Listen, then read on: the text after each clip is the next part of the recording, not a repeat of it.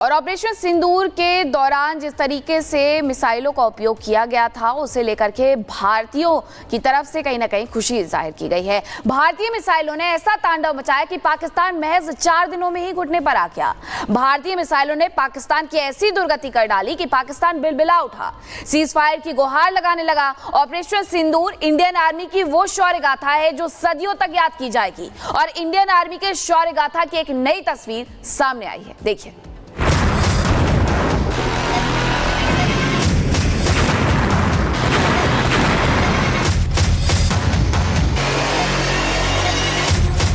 Operation सिंदूर सिर्फ एक सैन्य मिशन नहीं है, ये हमारे संकल्प, साहस और बदलते भारत की तस्वीर है।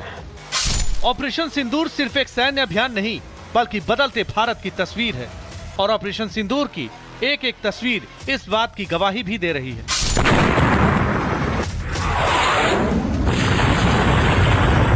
इंडियन आर्मी ऑपरेशन सिंदूर की लगातार एक एक तस्वीरें जारी कर न केवल आर्मी जवानों के पराक्रम की कहानी बता रहे हैं बल्कि पाकिस्तान को उसकी नाकामी की दास्तां भी बता रहा है।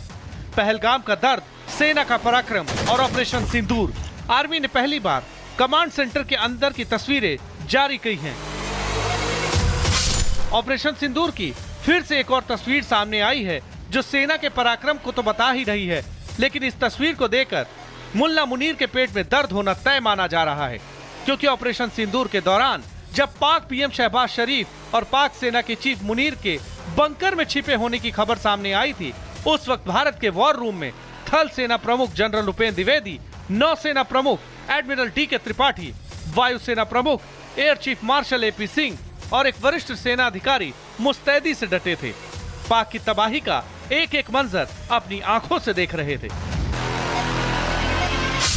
दरअसल भारतीय सेना ने ऑपरेशन सिंदूर पर अपने कर्मचारियों के लिए एक बुकलेट जारी की। इस बुकलेट में सेना, नौसेना और वायुसेना के प्रमुखों को ऑपरेशन रूम में दिखाया गया है जो पाकिस्तान और पाकिस्तान के कब्जे वाले कश्मीर में आतंकवादी ढांचे पर 7 मई के हमलों की निगरानी कर रहे थे। इसके साथ ही 2 और नई तस्वीरें भी जारी की गई हैं। पहली तस्वीर में थल सेना प्रमुख जनरल द्विवेदी, नौसेना प्रमुख एडमिरल डी.के. त्रिपाठी, वायुसेना प्रमुख air chief marshal A P. Singh और एक वरिष्ठ सेना अधिकारी वॉर रूम में दिख रहे हैं, जबकि दूसरी तस्वीर में जनरल द्विवेदी और वरिष्ठ अधिकारी रात 1:05 पर स्क्रीन की ओर देखते हुए दिख रहे हैं।